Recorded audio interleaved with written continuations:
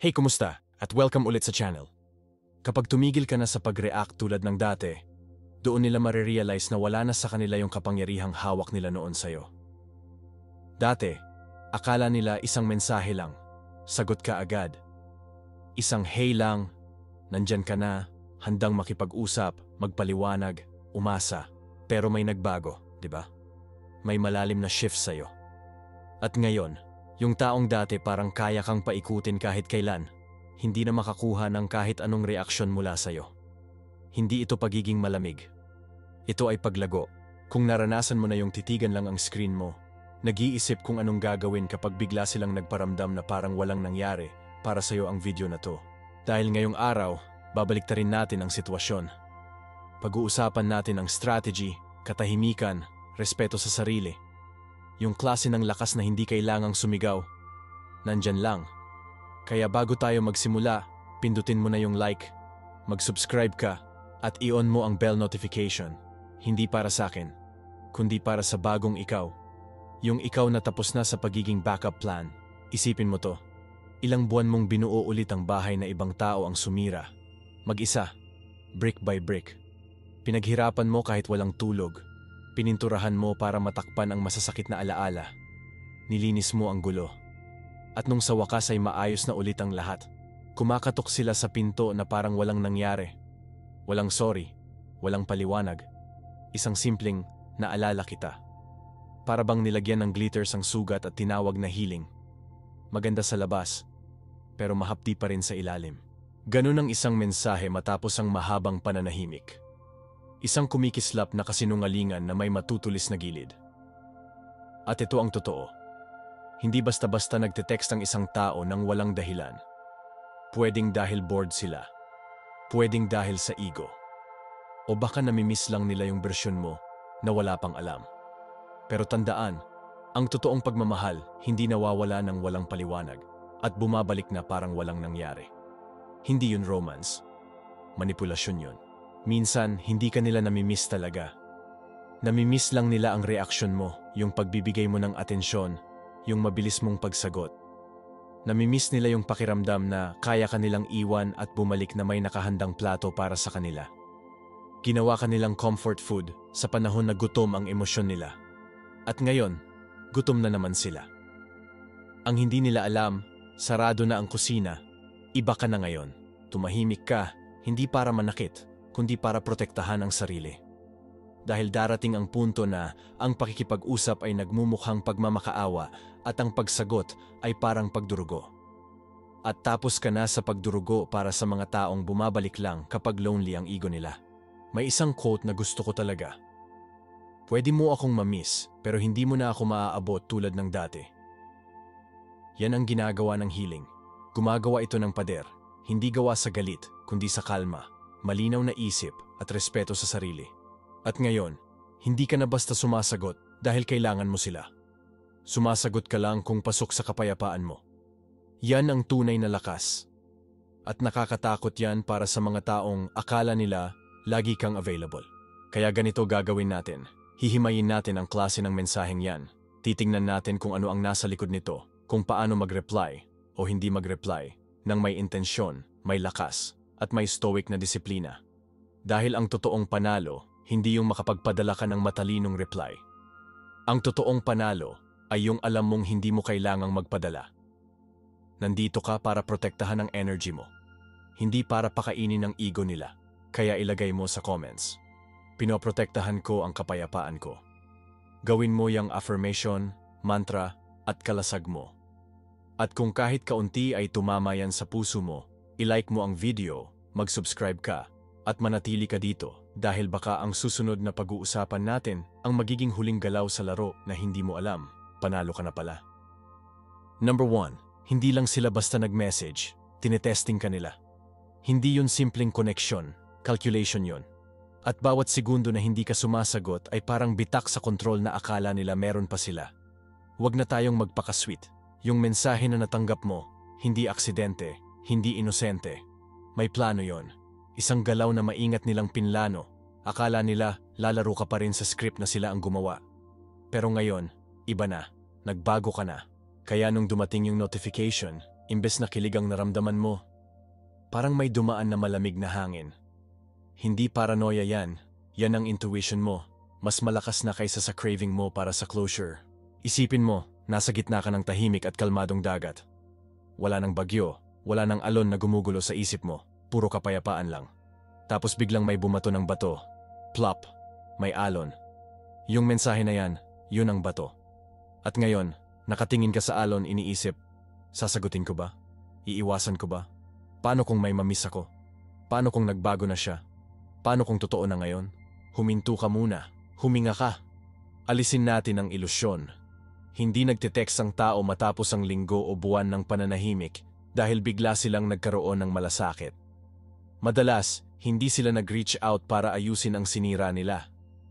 Gusto lang nilang makita kung sirang-sira ka pa rin. Gusto nilang malaman kung kailangan mo pa sila, kung kaya ka pa nilang pasukin, kung bukas pa ang pinto. Hindi yun pagmamahal, test yun. At hindi mo sila kailangang bigyan ng sagot na inaasahan nila.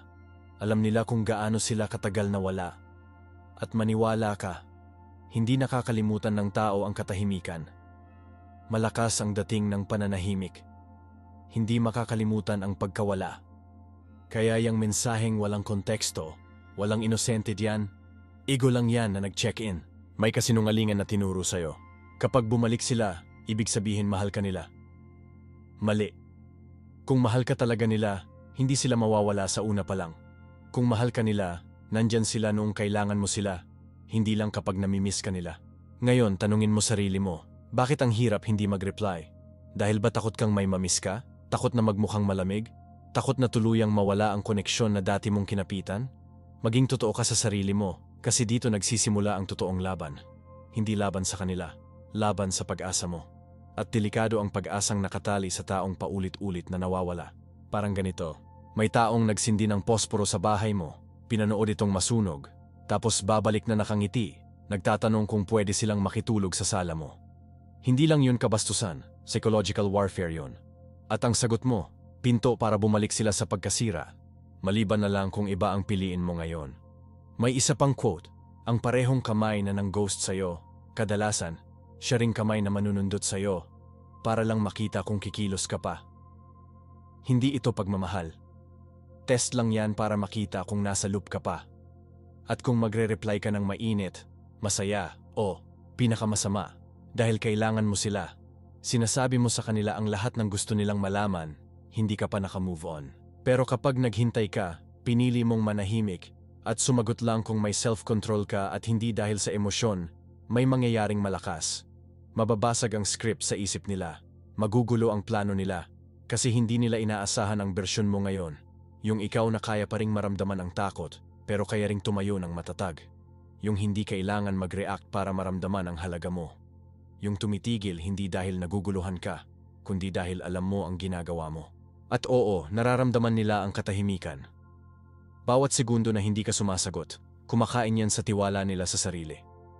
Pinapaisip sila kung tuluyan ka na talagang nawala. At yan lang ang revenge na kailangan mo. Maging hindi maabot dahil sa kapayapaan mo. Pero bakit mahirap? Dahil hindi lang ito tungkol sa mensahe, tungkol ito sa pattern. At ang pattern, hindi nababago ng walang discomfort. Sanay ka dati na mabilis sumagot, mag-please ng tao, matakot sa katahimikan, isipin na ang pagkawala ay katumbas ng pagkawala ng pagmamahal. Pero ngayon, unti-unti mo na yung binabago. Oo, mahirap. Titingnan mo ang phone mo, reread mo ang message. Maaring maramdaman mo yung dati mong kilig, pero feelings lang yon, hindi facts. Mga echo lang yan ng dating ikaw, hindi na ng ngayon. At ang mga echo, hindi na dapat magkaroon ng stage sa kasalukuyan mo. Gusto lang nilang malaman kung naghihintay ka pa rin sa lugar kung saan ka nila iniwan. Pero hindi na. Lumipat ka na. Pinago mo na ang buhay mo. Naibalik mo na ang halaga mo sa katahimikan. At obligasyon mo na protektahan niyang progress, huwag mong ibenta kapalit ng mumo na binalot lang sa emoji. Ito ngayon ang test. Hindi lang sa kanila, kundi para sa'yo. Sumasagot ka ba para makipagbalik o para lang mapansin? Para sa kapangyarihan o para sa closure? Hindi mo kailangan ng closure sa taong tumakbo palayo. Sinara mo na ang libro nung pinili mong manahimik. Hindi kahinaan yon. Pagkabuhay ulit yon. Kaya ngayon tumayo ka ng matatag. Huwag kang kumurap. Huwag mong romanticize yung mensahe. Tingnan mo kung anong energy ang dala nito. Dahil kahit sino na kayang mawala ng walang paliwanag, hindi dapat bigyan ng mabilis na access kapag gusto lang nila. Ito ang battlefield mo ngayon. Pero hindi mo kailangang lumaban. Tumayo ka lang.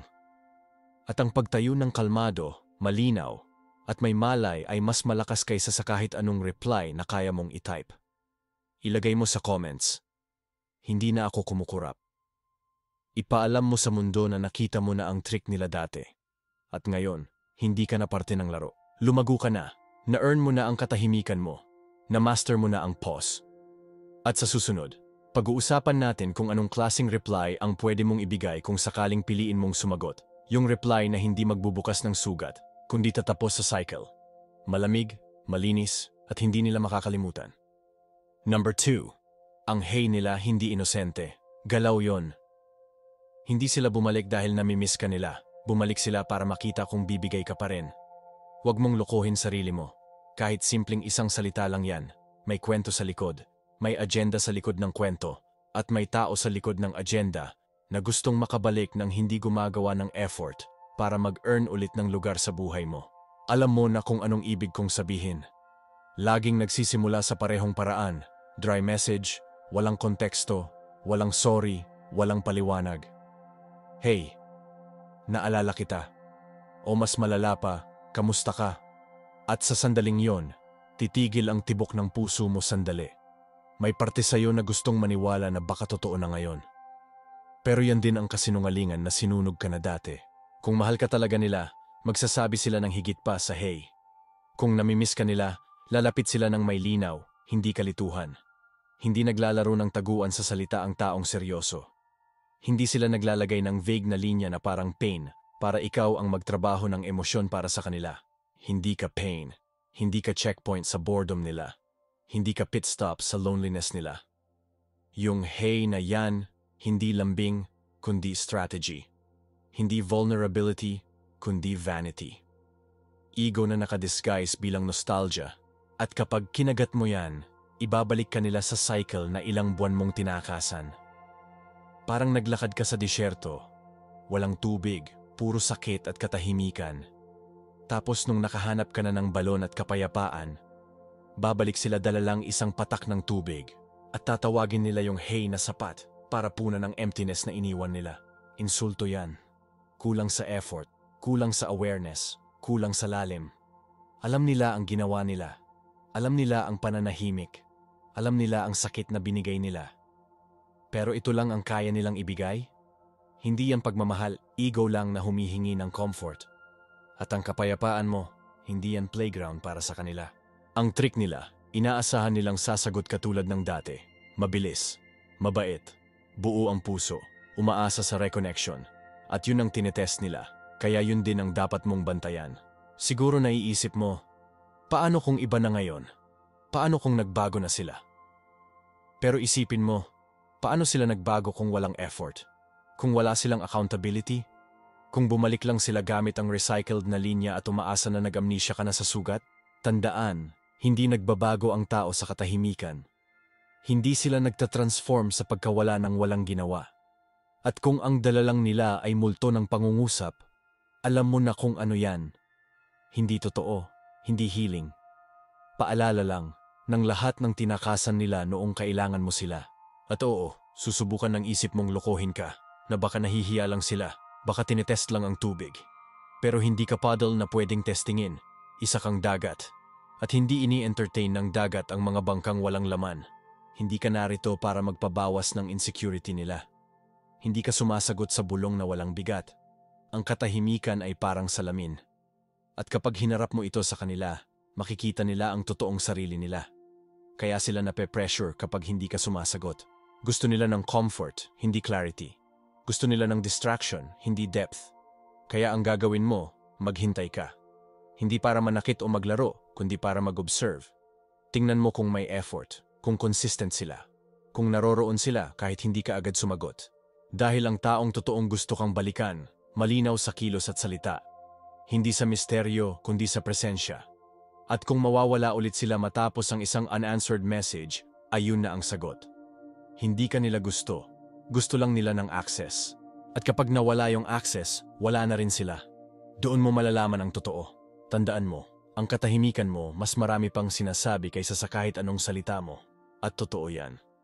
Kapag hindi ka na tumatalon, hindi ka na humahabol, at hindi ka na basta bumibigay sa mga malabong paanyaya nila, nagbabago ang takbo ng laro. Nababalik mo ang energy mo. Napapakita mo sa sarili mo at sa mundo na hindi na nakadepende ang halaga mo sa mumunang atensyon. Alam ko, hindi madali. Alam ko, minsan pakiramdam mo parang parusa ang pananahimik, lalo na kung may parte pa sa puso mo na nagmamalasakit. Pero tandaan mo, hindi ka nananahimik para saktan sila. Nananahimik ka para protektahan ang sarili mo. Hindi ito kalupitan. Ito ay karunungan. Ito ay respeto sa sarili. Ito ay lakas. Ang layo na ng narating mo para lang bumalik sa halos, sa baka, sa mas mabait na bersyon na puro tiis. Deserve mo ang malinaw na sagot. Deserve mo ang effort. Deserve mo ang presensya. At kung hindi nila kayang ibigay yon, walang kwenta ang hey nila. Kaya sa susunod na makatanggap ka ng ganong mensahe, huminto ka muna. Huwag mag-react, huwag mag-panic, huwag mahulog sa ilusyon. Tanungin mo ang sarili mo, magkano ang kapalit nito sa akin? Kasi minsan, mahal ang presyo ng pag-reply. Minsan kapalit nito ay kapayapaan mo, progreso mo, at kalinawan mo. At walang text, kahit gaano pa ito kapamilyar, ang sulit ipalit doon. Ilagay mo sa comments, hindi mura ang kapayapaan ko, sabihin mo, angkinin mo, ipakita mo. Sa kanila, sa sarili mo, at sa mundo na hindi na up for rent ang puso mo sa kahit sinong dumadaan na mahina ang intensyon. At manatili ka dito dahil sa susunod na parte, ipapakita ko sa iyo kung paano sumagot kung sakaling piliin mo at kung bakit ang tamang sagot sa tamang oras at may tamang energy ay kayang yumanig sa ego nila. Natuto ka nang maghintay. Ngayon, matututo ka namang sumagot sa paraan mo. May linaw, may control, at may katahimikan na sobrang lakas para malunod lahat ng kasinungalingang gusto pa nilang pagtaguan. Number 3. Mabilis na reply nagpapalaki lang ng ego nila, pero pag pinatagal mo, unti-unti silang nauubusan ng gana. Hindi nila habol ang pagmamahal mo, gusto lang nila ng reaksyon mo. At habang mas mabilis mong binibigay yon, mas lalo kang nalulubog sa ilusyon na mahalaga pa sila. Pag-usapan natin yung kiliti na yon. Yung sobrang urge na mag-reply, na parang kailangan mo talagang may sabihin. Kasi baka sakali, pag ginawa mo, magkakaroon ka ng peace, sagot o closure. Pero eto ang totoo, hindi. Yung urge na yan, hindi instinct.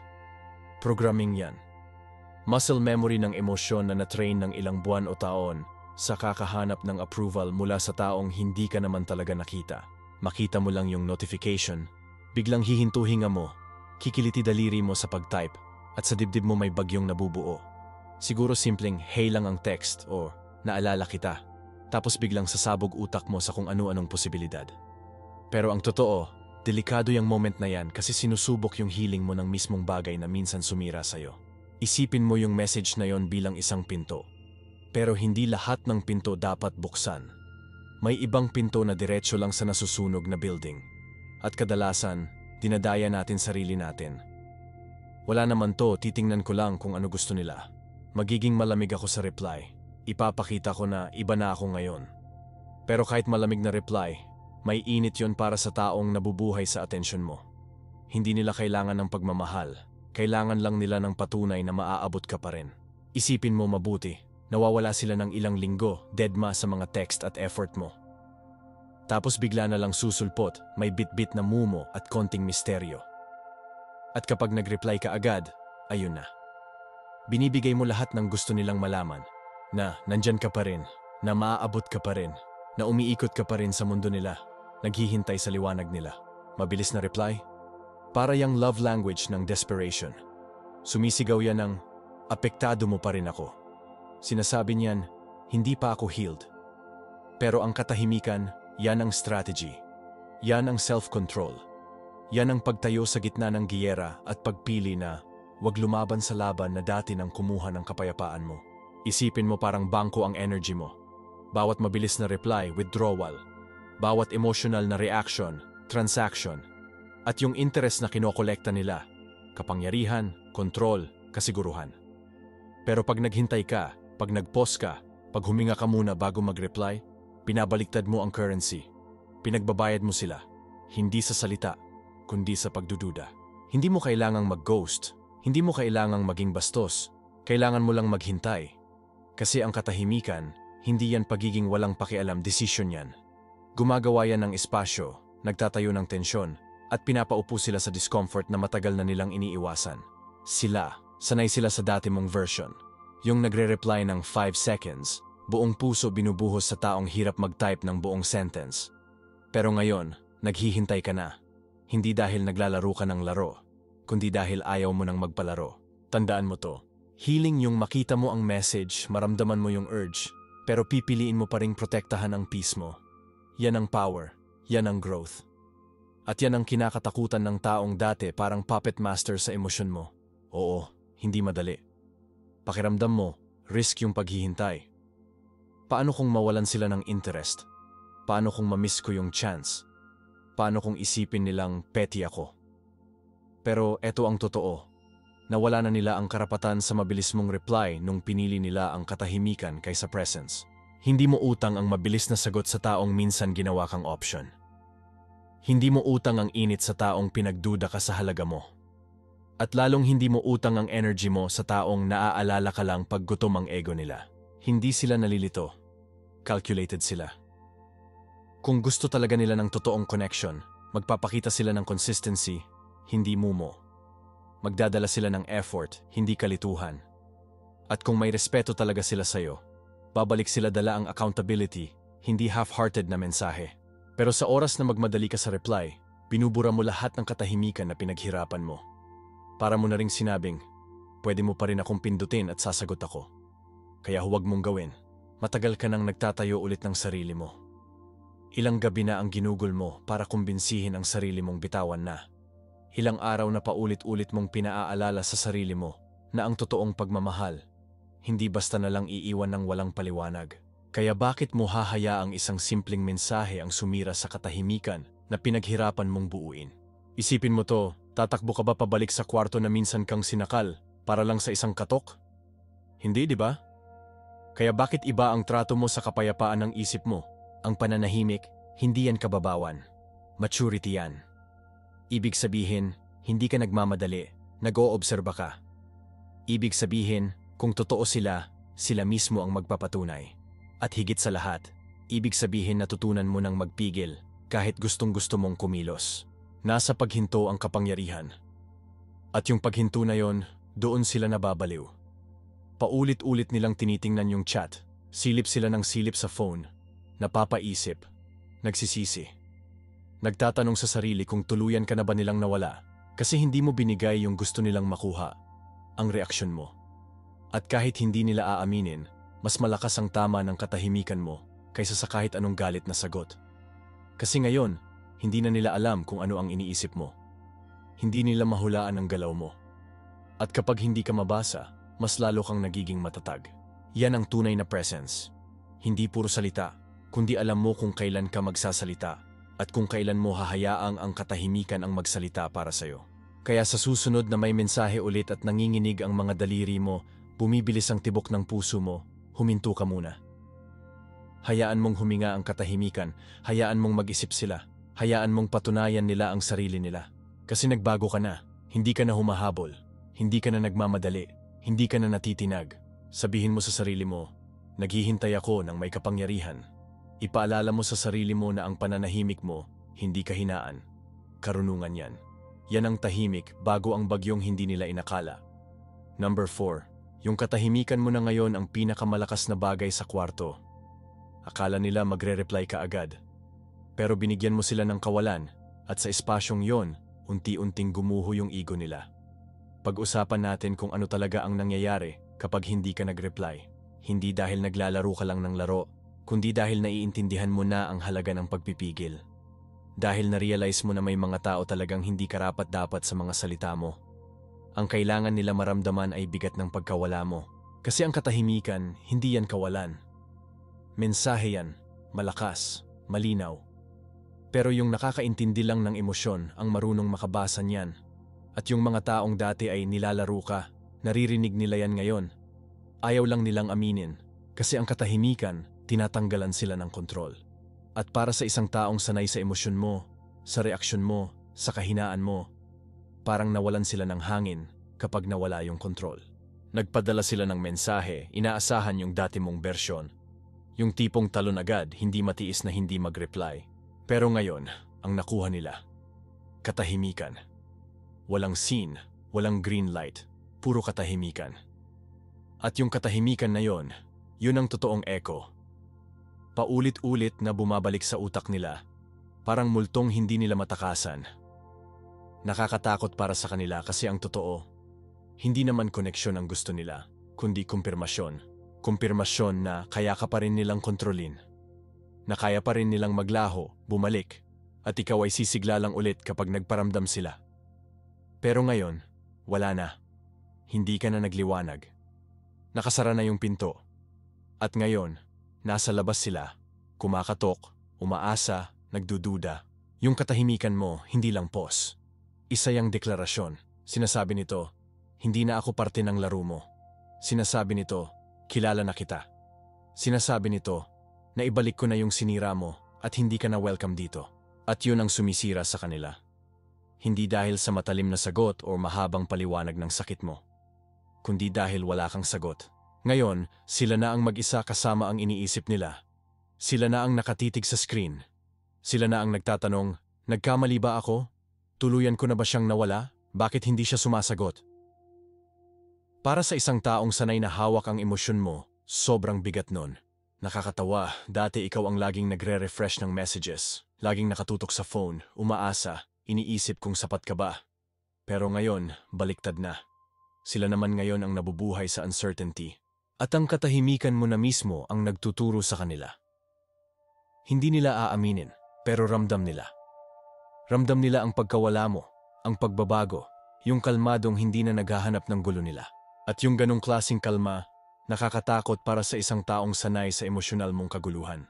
Tandaan mo, ang katahimikan hindi paghihiganti. Proteksyon yan. Presensya. Hangganan sa pagitan ng dati at ng bagong ikaw. Hindi ka malamig, malinaw ka lang. Para makabalik sila sa buhay mo, kailangan nila magdala ng higit sa patak-patak na effort. Kailangan nila ng katotohanan, konsistensya, at totoong pagsisikap. At nakakatakot sa kanila yon, kasi mas madali lang magpadala ng hey at kunin yung dati mong reaksyon kaysa harapin ang ginawa nila at kung paano kanila nasaktan. Ngayon, sila naman ang nasasaktan at hindi mo man lang ginagalaw ang isang daliri. Para kang vault na may bagong lock at nawala na sa kanila ang susi. Kumakatok sila, umaasa na gumagana pa rin ang lumang password.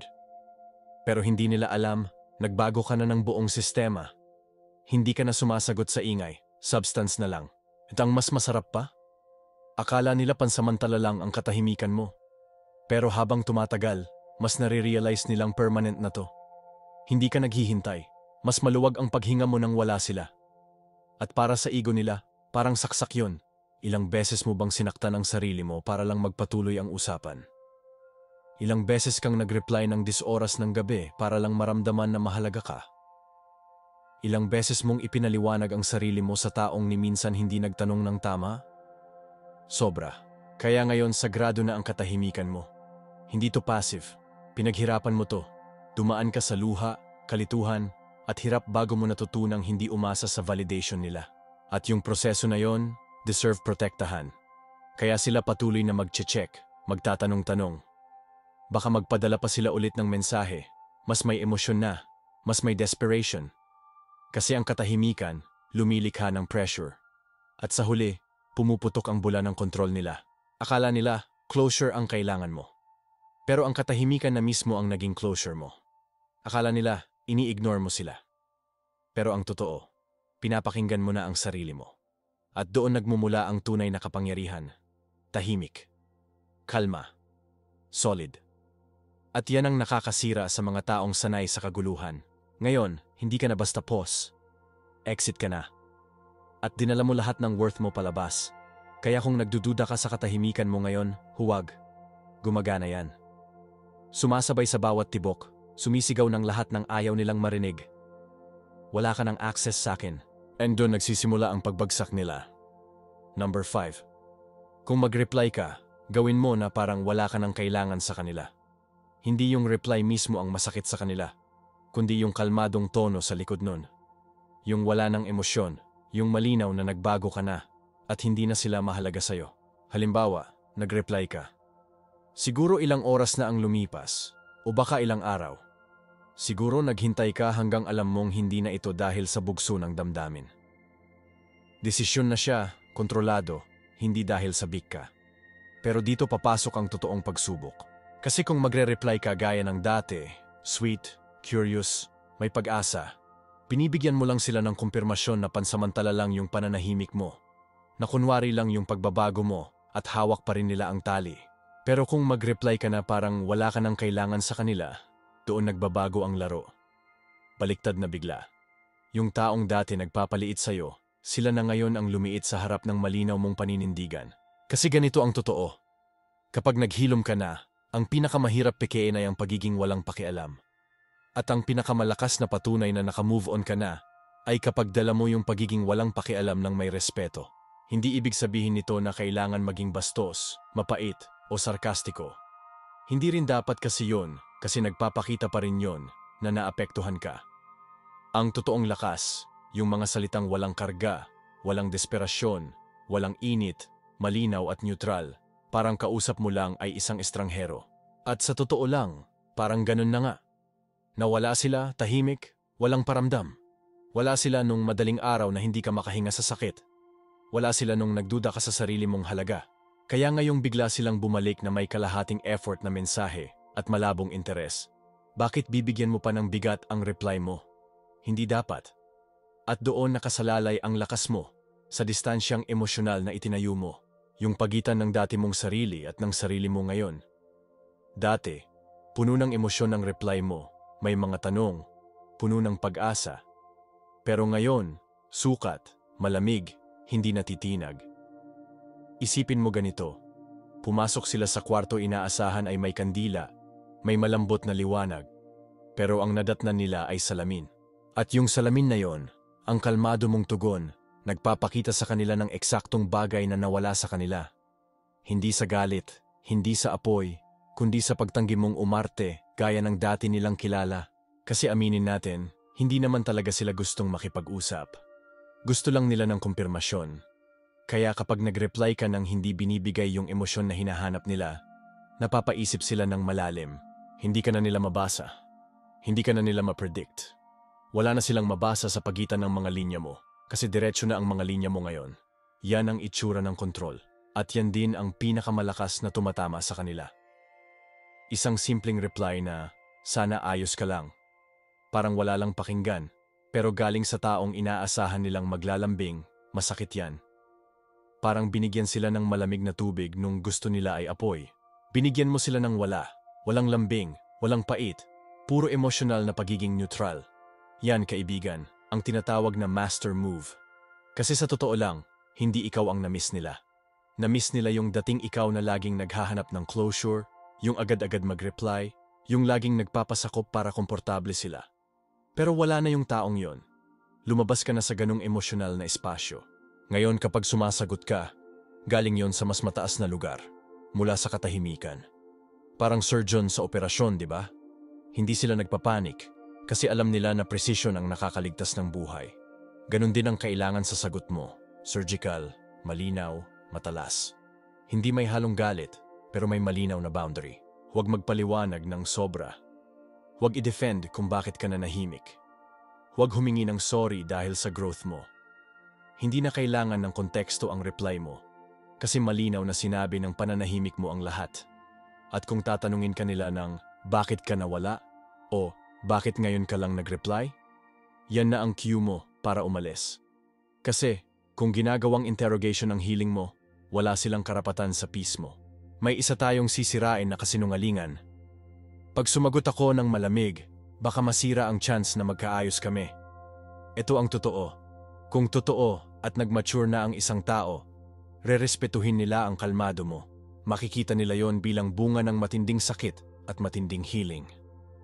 At gagantihan nila ng effort, hindi entitlement. Pero kung dahil sa lamig mo ay nawala sila, hindi loss yun. Clarity yun. Patunay na hinahabol lang nila ang emotional na supply. At ikaw, hindi ka emotional na supply. Hindi ka vending machine ng validation. Hindi ka na yung dating malambot na palaging may excuse sa pananahimik, na naghahanap ng meaning sa mixed signals at okay lang na half-seen. Nagbago ka na. Hindi na basta-basta nakukuha ang energy mo, pinipili, pinoprotektahan at may direksyon. Kapag pinili mong magsalita ulit, yun ay dahil gusto mo, hindi dahil bumalik sila gamit ang linyang malamang, kinopya lang nila sa iba nilang pagsisisi. Ang usapan dito ay presence, self-respect at dignity. At eto ang maganda, kapag galing sa ganong lugar ang reply mo, mula sa kalmadong pinaghirapan mo, hindi ito nagbubukas ng pinto. Tinatapos nito ang isang kabanata. Naglalagay ito ng linya, sinasabi nito, nandito ako, pero hindi na ako yung dati mong kilala. At mas masakit yon kaysa sa kahit anong emosyonal na pagsabog. Kasi ang ini-expect nila, hindi ka magbabago. Ang iniisip nila, hihinto ka, maghihintay, aasa, mababasag. Pero pag nakita ka nilang nakatayo, balanse, hindi natitinag, kumpleto, nawawala sila sa hulog. Nasisira ang kwento na ginawa nila habang wala ka. Kaya kung sasagot ka, dapat intentional. Hindi dahil natatakot ka. Hindi dahil lonely ka, hindi dahil curious ka, pero dahil sigurado ka. Hindi ka nagsasalita para mag-reconnect. Nagsasalita ka para i-reaffirm ang boundary mo. At malinaw dapat, wala kang obligasyong sumagot. May mga tao talagang deserve na manahimik ka habang buhay. Pero kung pipiliin mong sumagot, siguraduhin mong malinis ang mga salita mo. Walang gulo, walang opening, walang fuel para sa luma nilang apoy. Isang maikling pangungusap, o dalawa lang, pero may grace ng taong hindi na naghahanap ng validation. Kasi ang katahimikan, siya ang sumisira ng ilusyon. At ang kalmadong sagot, siya ang tumatapos sa trabaho. Isulat mo sa comments, pili ko ang mga salita ko. Paalala yan na hindi na impulsive ang energy mo. Nasa presence mo ang power mo, hindi sa reaction mo. At tandaan mo, minsan, ang reply mo ay hindi tulay, kundi pader. Malinis, maganda, at pader na hindi na nila kailanman malalampasan. Number 6. Tinanong ka nila kung bakit ka nawala, pero wala kang obligasyong magpaliwanag. Ang pag-alis ay hindi pagtataksil, kundi paraan para mabuhay. Minsan, tanging katahimikan lang ang sigaw na hindi kailangang ipaliwanag. Ngayon, nagtatanong sila. Siguro hindi direkta, baka sa pamamagitan ng guilt trip na mensahe, banat na may patama, o mas malala, yung malambing na boses na kunwari, may malasakit. Bakit ka tumahimik? Saan ka nagpunta? Bakit di ka nagsabi? Pero aminin natin, hindi ito tunay na concern. Hindi ito malasakit. Ito ay kontrol na nagtatago sa mabait na mukha. Ego na kunwari inosente. Ang totoo, ang ibig nilang sabihin, bakit hindi ka nanatili kung saan kita iniwan? Bakit hindi ka naghintay hanggang bumalik ako kapag trip ko na? Hindi nila hinahanap ang katotohanan. Hinahanap nila ang access. Gusto nila ng paliwanag pero ayaw nilang managot. Gusto ka lang nilang hilahin pabalik ng hindi inaamin na sila mismo ang nagtulak sa'yo palayo. At diyan pumapasok ang laro ng isipan na karamihan, hindi agad napapansin. Ang tanong na, bakit ka nawala? Hindi yan daan papunta sa healing. Yan ay patibong. Dahil sa oras na simulan mong magpaliwanag, sa oras na bigyan mo ng dahilan ang katahimikan mo, binabalik mo ulit sa kanila ang kapangyarihan. Hinahayaan mong ilipat nila ang sisi, baliktarin ang kwento, at palabasin na ang sakit mo ay parang pag-abandona sa kanila. Pero ang totoo, ang katahimikan mo ay hindi pag-abandona. Ito ay hangganan, isang kinakailangang pag-alis para iligtas ang sarili. Madaling magpanggap ang ibang tao na nagulat kapag iniwan mo na sila. Pero hindi nila binibilang yung mga gabing na natili ka kahit durog ka na. Hindi nila binabalikan yung mga pagkakataong nilunok mo ang damdamin mo para lang walang away.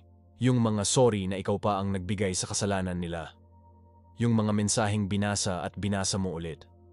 Yung mga tawag na hinintay mo. Yung pag-asang tinago mo kahit ang kapalit ay puro kalituhan at kawalan ng kasiguraduhan. Hindi nila naaalala ang mga yon. Napapansin lang nila ang katahimikan dahil nakakasira ito sa kontrol nila. Dahil ibig sabihin, wala na sila sa tempo ng buhay mo. ibig sabihin, tumigil ka na sa pagsayaw sa tugtog nila.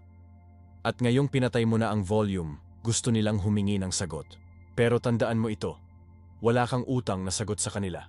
Wala kang obligasyong magpaliwanag sa taong nawala nung ikaw ang nangangailangan ng sagot. Wala kang obligasyong magbigay ng comfort sa taong bumabalik lang kapag ang katahimikan ay nagsisimula ng sumampal sa kanila ng sariling refleksyon. Wala kang obligasyong magbigay ng salita sa taong ni minsan ay hindi sineryoso ang mga salitang galing sa'yo. Umalis ka dahil kailangan. Dahil ang pananatili ay parang mabagal na kamatayan. Dahil ang magpaliwanag sa taong hindi naman nakikinig ay parang pagsigaw sa walang laman na kwarto. At huwag nating lokohin ang sarili. Hindi madali ang umalis ng tahimik. Isa ito sa pinakamahirap na bagay na gagawin mo. Dahil wala itong kasamang palakpak. Wala ring simpatya. Kapag umalis ka ng tahimik, madalas ang kapalit hindi papuri o simpatya, kundi kalituhan, panghuhusga, at mga label tulad ng malamig, OA, o bata ang isip. Pero sa totoo lang, lakas ng loob yon. Linaw ng isip. Pagprotekta sa sarili sa pinakatunay na paraan. May isang linya na tumatama ng malalim. Hindi ka umaalis dahil tumigil ka ng magmahal. Umalis ka dahil tumigil silang magpahalaga. Hindi sila nagpakita. Hindi sila nag-effort. Wala silang ibinigay na presensya o respeto. Kaya pinili mo na lang ang natitirang option, distansya. Hindi para gumanti, hindi para manipulahin, kundi para protektahan ang mga piraso ng sarili mo na unti-unting nauubos tuwing nananahimik ka sa harap nila. Pero ngayong wala ka na, ngayong tumahimik ka na, ramdam na nila ang pagkawala mo at hindi sila mapakali. Gusto nila ng closure, pero para sa kanila, hindi para sa'yo. Kasi mahirap aminin na sila ang dahilan ng katahimikan mo. Mahirap tanggapin na ang inconsistency nila ang nagtulak sa'yo palayo. Kaya kapag tinanong nila, bakit ka nawala? Intindihin mo kung ano talaga ang ginagawa nila. Tinetesting nila kung sarado pa ba ang pinto. Umaasa sila na pansamantala lang ang katahimikan mo. Na may backdoor ang healing mo. Na madudurog ka kapag narinig mo ang tanong nila at magmamadali kang magpaliwanag. Pero hindi mo kailangan magpaliwanag. Siguro noong una, pahinga lang ang gusto mo. Konting espasyo para makahinga, mag-isip. Pero habang tumatagal, naging karunungan yung espasyo na yon. At yung karunungan, naging lakas. At yung lakas, yan ang dahilan kung bakit hindi ka na bumabalik. Hindi lang sila sanay. Hindi sila sanay na sila ang iniiwan at hindi na binabalikan. Hindi sila sanay na sila ang naiwan sa scene. Hindi sila sanay na makita sa iyo ang refleksyon ng lahat ng bagay na ayaw nilang harapin.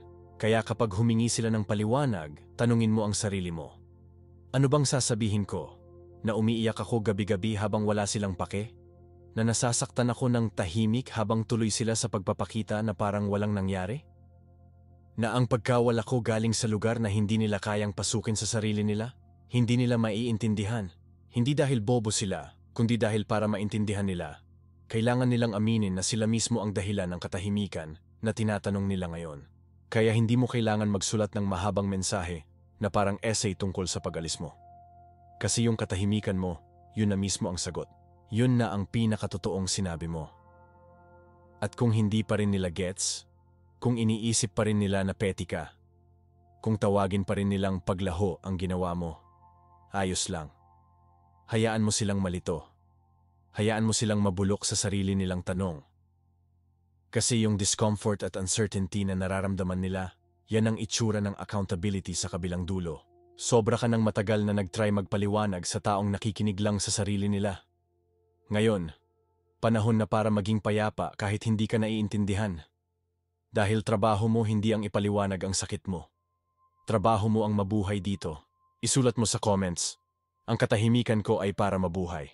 Hayaan mong umalingaw-ngaw. Hayaan mong tumagos sa ingay. Hayaan mong magsalita ito nang mas malakas pa sa kahit anong sagot na kaya mong ibigay. At manatili ka pa, kasi sa susunod, pag-uusapan natin ang pinakamakapangyarihang pagbabago sa lahat. Kapag ang katahimikan mo na mismo ang bagong pagkatao mo. Kapag ang pagkawala mo ay hindi lang phase, kundi permanenteng upgrade. At ang taong dati nilang kilala, wala na dito. Number 7. Nawala ka at naging taong hindi na nila muling maaabot. Hindi ka nawala para turuan sila ng leksyon. Nawala ka para maalala kung sino ka talaga. At ngayon, Yung version mo na yon, hindi nakasya sa kwento nila. Gusto mo bang malaman kung ano talaga ang nakakaalog sa isang tao hanggang sa kaibuturan nila? Hindi yon sigawan. Hindi yon desperate na text. Hindi rin yon emosyonal na paalam. Hindi. Ang tunay na nakakayanig, katahimikan.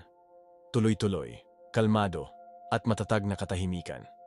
Hindi ito galing sa pride, kundi sa lakas, sa respeto mo sa sarili, sa bersyon mo na hindi na kailangan magpaliwanag kung bakit ka lumayo. Akala nila na wala ka para parusahan sila. Akala nila nagpa-hard to get ka lang, nagtatampo, naghihintay, umaasa na hahabulin ka nila. Pero ang totoo, yung pagkawala mo, hindi tungkol sa kanila. Tungkol yun sa'yo. Sa kaligtasan mo. Sa pagbabalik ng sarili mo mula sa emosyonal na gulo na iniwan nila. At nang mabawi mo yon, hindi ka lang basta umalis. Nagbago ka. Alam mo, kapag tama ang paraan ng pagkawala mo, hindi ka bumabalik na pareho pa rin. Babalik ka na mas matalim, mas kalmado, at hindi matitinag. At yan ang hindi nila kayang tanggapin. Bumalik sila na inaasahan yung taong iniwan nila dati. Yung marunong magpalusot para sa kanila, yung nagbibiro para mawala ang awkward, yung nagsusulat ng mahahabang paliwanag tungkol sa sakit mo. Pero ngayon, wala ka nang binigay. At doon nila naramdaman ang presensya mo ng mas malakas kaysa dati. Kasi ang katahimikan, may echo yan. Pumapasok yan kapag malakas ang ego nila. Dumudulas yan sa isip nila sa gabi habang nag-i-scroll at hindi na nila nakikita ang pangalan mo. Bumubulong yan sa mga puwang na dati ipuno ng boses mo. Lumalaki yan sa espasyo na dati ay sobra mong binibigay. At yung katahimikan na yon, nagiging kapalit mo. At mas malakas pa sa kahit anong paalam na kaya mong sabihin. Akala nila pwede silang umalis sa buhay mo at mananatili kang nakapos, parang librong nakabookmark na hinihintay lang buksan ulit. Pero isinara mo na yung libro, sinunog mo yung bookmark, sinulat mo ulit ang buong kwento. At sa bago mong kwento, hindi na sila ang bida. Hindi na rin sila isang kabanata. Footnote na lang sila, babala, leksyon, isang pangalan na wala nang dating. Pero maging totoo tayo. Hindi nangyari ang pagbabagong ito ng magdamag.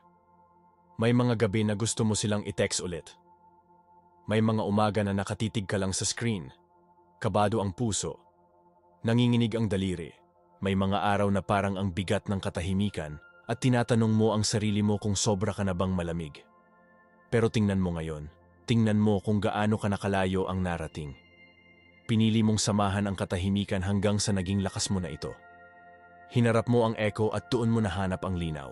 Samantalang sila, nawala lang ng madali at bumalik na may dalang inaasahan. Inaasahan na nandyan ka pa rin, na hindi ka nagbago, na tumitibok pa rin ang puso mo para sa kanila kagaya ng dati. Pero ang totoo, masyado silang natagal. Saktong tagal para hindi na mabasag ang puso mo pagbalik nila. Sa halip, tuluyan na itong nagsara. Ganyan ang tunay na paglago. Hindi ito humihingi ng pahintulot. Hindi ito naghihintay ng atensyon. Hindi ito lumilingon para tingnan kung dumating na sila. Patuloy lang itong naglalakad at sa oras na makahabol sila, hindi ka na nila makilala. At yon ang kinatatakutan nila. Kasi ngayon, may presyo na ang presensya mo. Hindi na ito libre.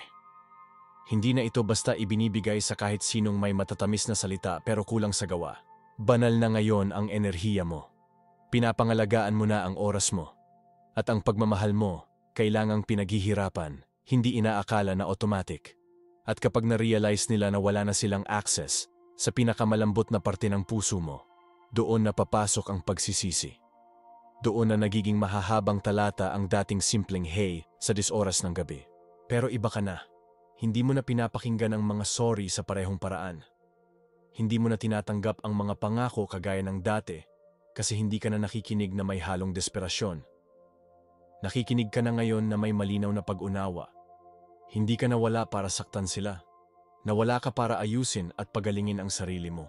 Hindi ka umalis para maglaro ng paasa o paligsahan. Umalis ka kasi yun lang ang paraan para mailigtas mo ang sarili mo.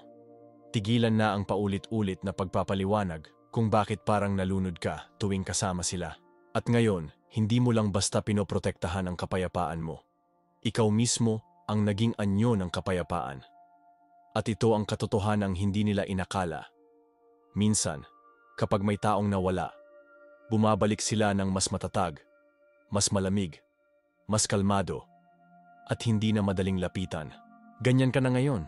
Hindi mo sila ini-ignore, nabubuhay ka lang nang wala sila. At para sa taong akala nila, habang buhay kang nariyan, yan ang pakiramdam na hindi nila basta mabibitawan. Kaya kung sakaling magtanong sila ulit, bakit ka umalis? Ngumiti ka lang. Hindi dahil may tinatago ka pang sakit, kundi dahil tanggap mo na ito. Ang pagkawala mo, hindi iyon ang katapusan. Iyon ang simula ng muling pagkabuhay mo. Hayaan mo silang manatili sa katahimikan. Hayaan mo silang makipagbuno sa bagong ikaw. Hayaan mo silang ma-realize na habang abala sila sa iba, abala ka namang buuin ang sarili mo para maging taong hindi na kailangang magmakaawa na piliin. At kung gusto nilang bumalik ngayon, hindi sapat ang kumatok lang. Kailangan nilang buuin ulit ang tulay. Kailangan nilang maglakad na may pananagutan. Kailangan nilang patunayan sa gawa, hindi lang sa salita, na karapat-dapat silang makausap ang taong ikaw na ngayon. Pero malamang, hindi na sila aabot doon. Kasi ikaw, kaibigan, hindi na naghihintay sa sirang pintuan. Ilagay mo sa comments, lumaki ako lampas sa iniwan nila. Gawin mo yung huling linya mo, ang pangwakas na pangungusap sa kabanatang inakala nilang mabubuksan ulit. Gawin mo yung paninindigan para maprotektahan ang kinabukasan mo mula sa nakaraan na pilit kang hinihila pabalik. At kung tumama sa'yo ang mensaheng ito, kung parang may sindi itong binuhay sa loob mo, sa bersyon mo na tapos na sa pagpapaliwanag, tapos na sa habulan, tapos na sa pagiging maliit para lang magkasya, pindutin mo ang like, mag-subscribe ka, at i-share mo ito sa taong hanggang ngayon nakatingin pa rin sa isang mensahe, naiipit pa rin sa katahimikan, umaasa pa rin sa sorry na baka hindi na dumating. Dahil ang espasyo na to, hindi lang para sa closure. Para ito sa muling pagsilang. At mula sa bawat video na susunod, hindi na para maibalik sila. Para na ito sa hindi mo na kailanman mawala ang sarili mo. Nawala ka para mabuhay, pero nanatili kang wala para umasenso. At yan ang tunay mong panalo.